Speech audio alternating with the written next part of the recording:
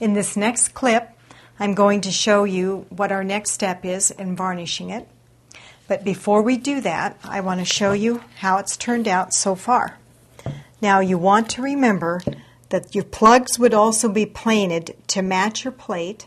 Now I want you to remember that your plates and your screw head would already be painted to match this, so it's going to blend better than it does with this opening in here, because you have to make this work with only this outside edge.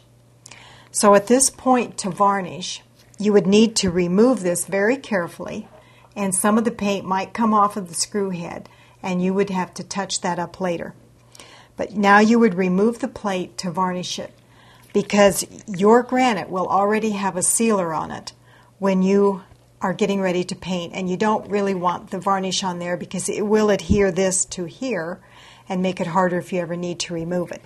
So you want to remove this to varnish it, and when you do that, you might need to touch up your screw when you put it back on. So basically, you would be unscrewing it from the wall.